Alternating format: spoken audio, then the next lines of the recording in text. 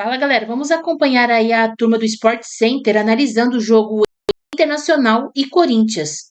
O Corinthians leva gol de pênalti nos acréscimos e empata com o Inter fora de casa. Guinegão abriu o placar, mas Kaká vacilou no último lance da partida. Vamos acompanhar aí.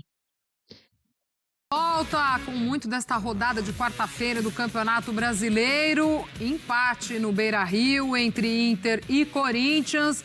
Um jogo com polêmicas, com o lance final que dá o empate ao Internacional. Também assunto, a gente vai falar também de arbitragem dentro dessa partida. André Donk, seja bem-vindo, meu amigo. Um beijo para você. Beijo, Gláucia, André, fã do esporte. Prazer estar aqui com vocês. Pois é, um empate que seria muito pesado para qualquer um dos dois lados, pelo momento de pressão das duas equipes, pelo momento vivido dentro de campo, mas que o Inter pode comemorar demais pelo contexto, né? Com um empate no gol de pênalti, a gente vai discutir toda a polêmica do lance, mas até pelo que foi o jogo, né? Acho que o Corinthians, durante o primeiro tempo, se portou melhor, sabendo explorar muito bem o lado do campo com seus laterais, o Hugo entrando de forma surpreendente, fazendo um bom jogo, o Angileri também sendo importante na construção do gol do Corinthians, desde o passe vertical que ele dá para o Ranieri, assim como na inversão do gol de jogo para o Mateuzinho dar essa assistência para o Guinegão, mais um gol dele, né? O quinto gol do garoto, que é o artilheiro do time desde que estreou, enquanto que o Internacional teve muitas dificuldades, no segundo tempo gerou poucos lances de perigo até o lance do pênalti. É um empate ruim para os dois lados, mas pelo contexto do jogo, acho que o Colorado acaba comemorando um pouco. André Kfouri, boa noite também, amigo. Um beijo para você. Boa noite, Glaucia. Um beijo para você. Alô, Donk, um ótimo fim de noite, né? Já podemos dizer que estamos nos aproximando do fim de noite a todos. E o jogo foi, entre aspas, palpitante, né? Até o final, porque o Corinthians demonstrou mais uma vez no primeiro tempo que é capaz de competir sem as suas principais peças, né? De novo, hoje o Dorival Júnior teve que armar o Corinthians sem os jogadores mais valiosos do seu elenco. Talvez eles retornem na próxima rodada do Campeonato Brasileiro, pelo menos esse é o plano. E durante um primeiro tempo de superioridade bem clara do Corinthians, até com segundo gol marcado e depois anulado pelo VAR, corretamente anulado por uma questão de impedimento, o Corinthians deu mostras da sua capacidade de competir com esses jogadores em campo, com o Mateuzinho fazendo mais uma assistência e não por acaso mais uma para o Guinegão, que pede a bola na hora que ele percebe que o Mateuzinho tem condição de cruzar, ele corre e estica o braço pedindo a bola um pouco mais à frente. E essa finalização no gol de cabeça do Guinegão foi uma finalização do ponto de vista técnico difícil e eu diria até requintada. Ele cada vez mais tem demonstrado capacidades e habilidades que não estavam muito evidentes nas suas primeiras participações no time principal do Corinthians. Esse é um ponto positivo, mais um gol para ele, mais uma contribuição para dar ao Corinthians a chance de vencer no Campeonato Brasileiro, o que agora já não acontece há 3 rodadas em sequência. No segundo tempo, o Internacional foi muito pressionado pelo público no Beira-Rio, descontente, evidentemente. Houve um gol que também eu acho que nós precisamos discutir, uma marcação de impedimento por interferência na visão ou na ação do goleiro do adversário. Uma posição, a princípio, duvidosa, que teve de ser checada, e depois o comportamento, o movimento. A gente vai ter o Simon para falar sobre isso, né? E é interessante falarmos a respeito desse tipo de marcação mais uma vez, porque a discussão é evidente, é automática quando esse tipo de lance acontece. E depois, no finalzinho do jogo, já nos acréscimos, um pênalti do Kaká, marcado depois que o árbitro do jogo foi ao monitor na lateral do campo observar o vídeo. E o Internacional empata, consegue um ponto. O resultado não é bom nem para o Inter e nem para o Corinthians, mas essa é uma outra questão, é uma questão de análise do resultado depois que o jogo termina. Mas a gente tem bastante coisa para comentar, até a respeito da marcação do pênalti, exceto por um detalhe que eu acho que é importante. O Kaká, que é o zagueiro que comete o pênalti no final do jogo, ou que está envolvido na marcação do pênalti, envolvido na jogada, tinha um cartão amarelo desde o primeiro tempo. Sim. E no momento em que o Dorival encerra as substituições no time do Corinthians, os nossos companheiros da Amazon Prime até comentaram na transmissão que o técnico do Corinthians, ao não substituir o Kaká, demonstra confiança na permanência dele em campo. O Kaká, obviamente, já na sua carreira no clube, marcado por algumas situações um pouco controversas. E ele, com o amarelo, obviamente um jogador visado pelos atacantes adversários desde a primeira parte. E talvez não tenha sido coincidência que o Kaká seja o jogador envolvido, assim sendo, né, provocando talvez um certo arrependimento na comissão técnica do Corinthians por não ter ativado essa substituição. Não estou responsabilizando o Kaká por absolutamente nada, não sei nem se foi pênalti, porque a imagem não é conclusiva. Mas, de novo, a sensação de um jogador já, entre aspas, em hora extra no gramado, se confirma a partir do momento em que o jogo terminou da forma que terminou. Carlos Eugênio Simon já conosco, e o jogo pede que o Simon chegue cedo também para a gente falar. Tivemos 2 gols anulados e esse pênalti que foi determinante aí para o placar final. Simon, seja muito bem-vindo, meu amigo. Um beijo para você, boa noite. Boa noite, Glaucio, um abraço para você, aos companheiros aí, os 2 Andrés. É sempre uma satisfação, né, falar com vocês. E voltou com rodada cheia, muitas polêmicas dessa rodada, e principalmente nesse grande clássico do futebol brasileiro, Internacional e Corinthians. Tivemos 3 lances que merecem uma análise bem detalhada. Simão, vamos começar, por favor, então, com esse pênalti a favor do Internacional, que deu empate ao Inter. Muita polêmica, Dorival Júnior reclamando bastante ali também na beira do campo. Foi expulso o técnico corintiano, mas enfim, como é que você vê esse lance aí? Esse lance foi no apagar das luzes, né? Um jogo com 37 faltas, 9 cartões amarelos. O VAR interveio, e aí sim tem todas as câmeras que estavam à disposição. Neste caso, o árbitro foi no vídeo, não teve dúvida, e aí voltou apontando corretamente para a marca da Cal. Nessa imagem que a gente vê, dá a impressão até que o Kaká coloca o braço para trás depois, né? Ali quando o jogador do Internacional já está no solo. Mas, com certeza, o VAR trazendo outras opções para o árbitro. Vamos com os gols anulados também, Simon, começando com o gol do Corinthians, o que seria o 2-0 ainda no primeiro tempo. Esse lance eu espero que o ano que vem, conforme falou o presidente da CBF, teremos o impedimento semiautomático. Aí vai acabar com qualquer tipo de dúvida. Parece que o jogador está com o ombro à frente. É aquele lance milimétrico em que tem que ser traçado as linhas. E as linhas é todo aquele processo que a gente já conhece, né? No momento em que a bola entra no pé, o jogador bate na bola, nesse momento tem que ser marcado o impedimento. E aí, né, também a imagem não é conclusiva, mas tem que confiar nos caras que estão operando o VAR. Esse lance aconteceu no campeonato todo e vai continuar acontecendo. Na minha opinião pessoal, desde o primeiro momento que aconteceu isso, e a Renata Ruel até fez um estudo com um cara, um físico, né, da Universidade do Paraná, que explica muito essa situação, né, porque são 30 frames por minuto, jogador entre velocidade e tal.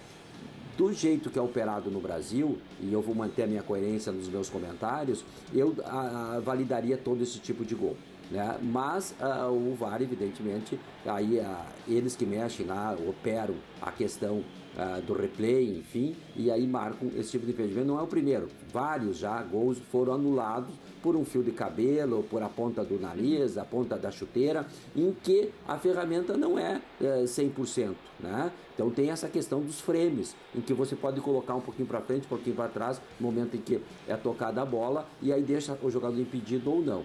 Eu espero que ano que vem se confirme a palavra do presidente e aí tenhamos o VAR semiautomático que está sendo usado nas principais competições do mundo. O Simon lembra bem, né, André, essa questão que a CBF trouxe hoje já de um teste do ano que vem para esse semiautomático, né, que esse ajuste seja melhor, seja perfeito, sim, talvez, ou perto disso, né, se é que a gente pode dizer dessa forma. Sim. Porque nessa rodada mesmo, não sei se foi no jogo do Sport com o Fluminense, também teve um lance muito semelhante, dessa coisa mais ajustada, e aí traria um pouco mais de justiça até nesses lances. Sem dúvida, eu faço minhas as palavras do Simon. Tomara que a CBF cumpra aquilo que vem sendo comentado publicamente, né, de maneira coerente, e o VAR semiautomático já possa ajudar a tomada de decisão em relação a esse lance que acontece praticamente em todos os jogos. E era um momento até no jogo, né, Duncan, que o Corinthians vinha melhor, já tinha feito 1-0 e pressionava muito o Internacional, né? Talvez se esse gol tivesse sido validado, enfim, mudaria essa história, essa sequência de jogo. Foi o maior momento de controle do Corinthians na partida.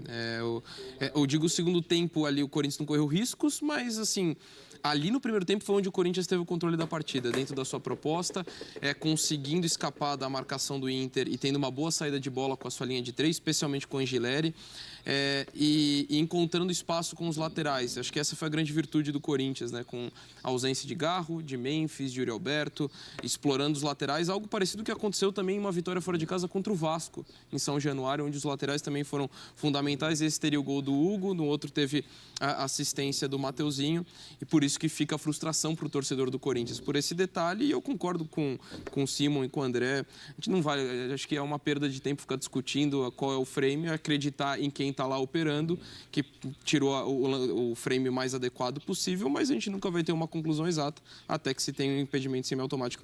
Bem simbólico ter aprovação, ter toda a questão da CBF justamente hoje com um lance desses. Simão, e este gol do Internacional também anulado. Vamos dar uma olhadinha. Esse gol foi bem anulado, porque o jogador Otávio ele está em posição de impedimento. Tá? E a reação do goleiro Hugo, vocês podem notar, ele espera o movimento do jogador do Internacional. Quando o jogador sai da bola, ele se atira. Então, a regra 11, que trata do impedimento, ela diz interferir a um adversário. E me parece que há essa interferência quando o jogador salta saindo da bola, o Otávio do Internacional, que está em posição de impedimento, o jogador, o goleiro, retarda um pouquinho a sua ação. Para mim, há um impacto na jogada e por isso o gol foi muito bem anulado. Já o VAR interveio, o VAR que anulou, Gilberto Castro, e aí o árbitro foi com o assistente, o Camilo, que o assistente é o cara oficial do impedimento.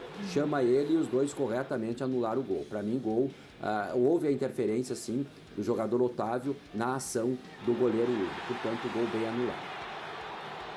Muito bem. Eu ia até dizer isso, aparece aí nessa imagem que até o auxiliar já tinha levantado a bandeira ali no lance, né, Simão? Em campo. Os jogadores do Inter vão direto. Vão direto nele, ó. E agora, depois da conclusão da jogada, a gente consegue ver lá em cima que ele já tinha sinalizado e aí o VAR chama e acaba confirmando o gol anulado.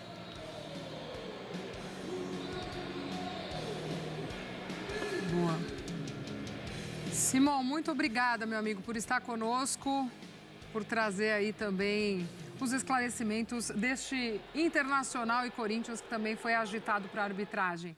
Beijo, Simão, até a próxima. Valeu, outro. Até a próxima. Tchau, tchau. Boa, vamos falar mais desse jogo também. Já já a gente vai lá para o Beira-Rio trazer mais informações, personagens dessa partida. Mas a gente dizia aqui, né, amigos, no início da nossa conversa, o quanto esse empate, em termos de classificação para as duas equipes, bem ruim, né? O Internacional... Quando eu me lembro das palavras do Alessandro, né, do presidente do Inter, quando o Roger sai, um discurso até muito realista e falando em, de fato, se preocupar com o rebaixamento, né? E o Inter beira ali a zona de rebaixamento, né? Não sei se o movimento até de trazer o Ramon Dias, pela expertise que ele já tem nesse tipo de trabalho no Brasil, também foi levado em conta, mas é óbvio que em casa, contra um Corinthians, uma vitória seria fundamental para o Inter já começar a respirar e esse trabalho, de fato, conseguir engrenar. E o fato do Inter ter conseguido somar esse ponto só no finalzinho do jogo já demonstra o nível das coisas, né? Como eu falei, durante o segundo tempo, em especial, muita pressão da torcida, aquela coisa de time sem vergonha e tal, que assim, é um resultado assim, automático da insatisfação do torcedor no momento em que ele percebe que o jogo está terminando e o Internacional não vai conseguir aquilo que esse torcedor gostaria de ver. Não foi pela presença de um time apático ou desanimado dentro do campo, não se trata disso, mas um time com muita dificuldade para competir, mesmo com o Corinthians, que não no presente momento, uma das equipes mais ameaçadoras e perigosas do campeonato. Eu disse que o Corinthians, no primeiro tempo, mostrou qualidade, assim como tinha acontecido no jogo contra o Flamengo no fim de semana, que o Corinthians também não ganhou e não empatou, terminou perdendo no final, mas em termos de dificuldade apresentada, o Corinthians não é hoje um adversário que deva ser tratado com temor, em especial por uma equipe como o Internacional jogando na sua casa. Houve equilíbrio em alguns trechos do jogo, eu entendo que o Corinthians foi melhor por um período muito maior e o futebol, né, independentemente das decisões da arbitragem, nem sempre contempla aquele time que, entre aspas, fez mais por merecer um determinado resultado. O Corinthians não jogou para perder hoje, talvez tenha jogado para ganhar a partida pela forma como ela terminou, por essa questão toda envolvendo o pênalti marcado e como ele foi marcado. Mas no final das contas é um resultado que não deixa ninguém satisfeito. É claro que para o Inter teria sido muito pior não ter nenhum ponto, né? Numa situação como essa de temor real do rebaixamento, que eu acho que o Corinthians tem que ter também. Porque até há algum tempo vivia numa situação em que a posição na tabela, em termos de número da classificação, 10º, 11º, 12º, não parecia perigosa. Mas a diferença de pontos para a zona de rebaixamento não era tranquila. E tem muito campeonato para ser disputado. E o Corinthians pode, eu me lembro de ter dito aqui, uma observação bastante óbvia que qualquer pessoa que está prestando atenção pode fazer. O Corinthians está a uma sequência ruim de voltar a se preocupar. E essa sequência aconteceu. Derrota para o lanterna do campeonato fora de casa, derrota para o líder dentro de casa e agora esses 3 pontos que se transformaram em apenas um, por causa da maneira como o jogo foi concluído. Dom, que ainda em relação ao Inter, independentemente de troca de comando, de trabalho, chama muito a atenção como não consegue desempenhar com o elenco que tem, né? Assim, foi caindo, esse trabalho chega num ponto, mesmo com a troca, enfim, parece que não tem mais de onde tirar. Né? Exato, e até é por isso, assim, eu concordo com, se a gente olhar para campeonato, o empate é ruim para os dois, mantém um cenário de pressão, mas se a gente olhar para desempenho, acho até mais preocupante para o Inter o que aconteceu hoje no Beira-Rio, porque você fala de um time que vinha animado com o retorno de laterais, como a Aguirre, como o Bernabé, que são importantes no sistema ofensivo, diante de um Corinthians que já tem toda a carência, quando se joga sem ou Garro, ou Yuri Alberto, ou Memphis, já tira o potencial dos outros dois. Sem os 3, sem Carrilho, hoje com o Matheus Bidu sendo poupado e entrando só no final. Então o Corinthians já tem um dos ataques menos eficientes do Campeonato Brasileiro. E com todas essas dificuldades, jogando fora de casa, esse time é superior que você. Então, acho que no nível do desempenho, a situação do Inter é até mais preocupante, justamente por isso que você colocou, Glaucio. Então, assim, olhando para a sequência do campeonato, lógico, você está falando de uma comissão técnica que acabou de assumir, tem toda essa dificuldade, conhecimento de um clube que vive um momento muito turbulento, mas, de fato, se esperava que pudesse produzir um pouco mais.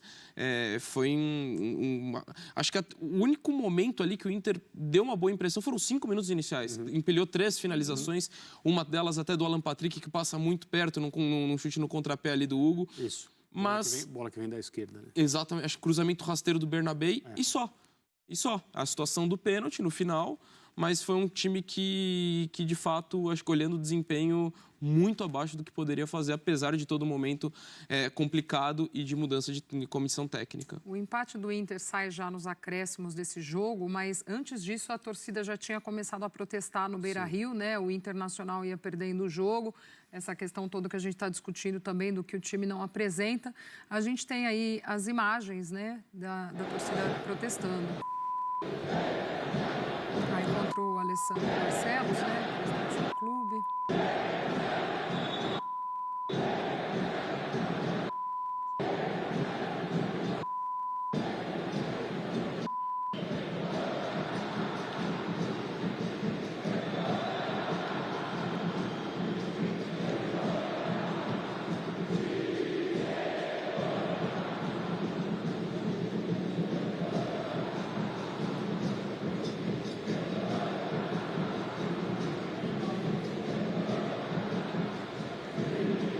Além do protesto aí dos gritos nas arquibancadas, também faixas aí, ó, contra o presidente do clube. E a informação que chega é que a torcida do Inter segue protestando do lado de fora ali do Beira-Rio, nesse pós-jogo, nesse empate contra o Corinthians, ainda lá protestando a torcida do Internacional. E é compreensível, né, a frustração do torcedor do Inter, do que se esperava, do que se foi investido, das contratações, enfim, do Internacional que inicia a temporada esperando mesmo briga por títulos, nas principais competições, e chega a essa altura do campeonato, brigando na parte de baixo da tabela, pensando em rebaixamento, troca de treinador. Esse ponto que a gente tocou, né, Dom, de não desempenhar, da gente não ver o time entregando. E é óbvio que aí o torcedor tem todo o direito de protestar e tá na bronca. E assim, até voltando um pouco no tempo, a derrocada que o time sofre. Sim. Em 2023, tinha poder ter sido campeão da Libertadores.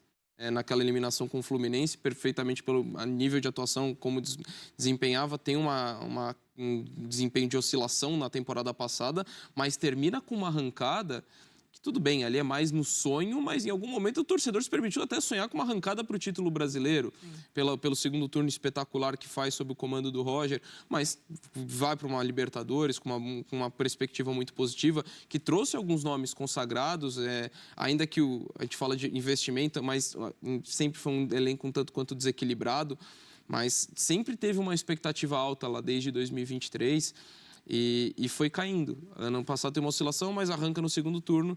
E esse ano, ganhando o Campeonato Gaúcho, que era muito importante pela sequência do Grêmio. É um time que teve um ápice ali muito cedo na temporada. Eu até imaginava muito que o Inter fosse um dos times mais beneficiados por a pausa da Copa do Mundo de Clubes, por conta do desgaste físico e até mental, por conta de toda a energia que foi entregue naquele cenário, mas só piorou. Então, acho que isso acaba acumulando e acaba gerando esses protestos dos torcedores. Há poucos meses atrás, muito se pedia alguns jogadores na seleção brasileira, como o caso do Alan Patrick, que também tem uma queda individual junto com o coletivo do Inter. Que foi tão elogiado em determinados momentos da temporada. Exatamente, o trabalho do Roger, muita gente também cogitava o Roger como treinador de seleção, enfim. Eu acho que tudo isso ilustra essa queda que o Inter veio tendo, né, André? Isso, Ali nos confrontos com o Flamengo, né? Eu acho que a lupa ficou mais sobre algumas decisões da comissão técnica, que era comandada pelo Roger. Houve a questão com os atacantes, né? Os jogadores estrangeiros que são tarimbados, com Copa do Mundo no currículo, mas não vinham resolvendo. Aí apareceu o Matias, que é um jogador jovem pedindo passagem. E houve ali um momento de, será que esse é o cara que vai conseguir conectar o time do Internacional? Isso não deve ser cobrado dele, é claro que não. E as coisas, de fato, não foram recuperadas. O Inter entrou num processo em que, aparentemente, né, a gente aqui, à distância, notava que era difícil imaginar que, coletivamente, o Internacional ia seguir produzindo em alto nível. E eu acho, como é comum, né, no processo aí das decisões tomadas por dirigentes brasileiros, os dirigentes médios e a cúpula do Internacional faz parte desse ambiente, assim...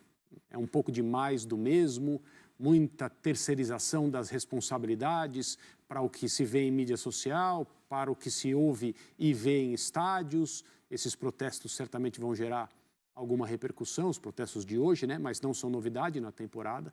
E o Internacional acabou fazendo o que a enorme maioria dos clubes brasileiros faz quando o medo do rebaixamento se instala definitivamente. Mas ainda há muito campeonato, mudança na comissão técnica, dedos apontados apenas para uma pessoa. Espera-se que o chamado fato novo, que é uma expressão que continua sendo usada por dirigentes e por quem, desse lado de cá, da chamada mídia esportiva, ainda continua alimentando esse tipo de decisão, dizendo não há nada para fazer mesmo, e é isso, o futebol brasileiro é assim, como se houvesse um orgulho desse tipo de decisão que muitas vezes se comprova completamente precipitado e equivocado. Não dá para saber o que vai acontecer com o Internacional. Foi trazida uma comissão técnica que, de fato, tem experiência na salvação de equipes grandes, tradicionais do rebaixamento. Assim foi com o Vasco, assim foi com o Corinthians, com muito maior sucesso, aliás, porque a família Dias... completamente precipitado e equivocado. Não dá para saber o que vai acontecer com o Internacional. Foi trazida uma comissão técnica que, de fato, tem experiência na salvação de equipes grandes, tradicionais do rebaixamento. Assim foi com o Vasco, assim foi com o Corinthians, com muito maior sucesso, aliás, porque A família Dias não só conseguiu evitar que o Corinthians fosse rebaixado, como terminou o campeonato do ano passado com 9 vitórias seguidas, isso é um recorde, e classificação para competições sul-americanas. De fato, foi um resgate no final da temporada que pouca gente esperava. Vamos ver se o Ramon e o Emiliano Dias vão conseguir fazer algo parecido agora no comando do Internacional. E eles já tinham feito o resgate no Vasco também na temporada anterior. Sim, Vasco, né? E depois Corinthians. Depois Corinthians. Com emoção até o último lance, Inter e Corinthians empataram em 1-1 na noite desta quarta-feira no Beira-Rio pela 26ª rodada do Campeonato Brasileiro. Guinegão abriu o placar no primeiro tempo. Os dois times tiveram 2 gols anulados e os gaúchos conseguiram a igualdade nos acréscimos, em pênalti assinalado com auxílio do VAR, convertido por Carboneiro. No fim, vaias da torcida colorada, reclamação e discussão entre jogadores. O empate mantém as equipes nas mesmas posições de antes do início da rodada. O Inter é o 15º colocado, agora com 29 pontos. Neste momento, 6 à frente da zona de rebaixamento. O Corinthians está em 13º lugar, com 30 pontos. Embora o público tímido no Beira-Rio, 12.825 pessoas no total, no que foi a primeira partida de Ramon Dias e Emiliano Dias em casa, a torcida do Inter protestou contra o presidente Alessandro Barcelos. Uma faixa foi estendida nas arquibancadas com xingamentos para o dirigente.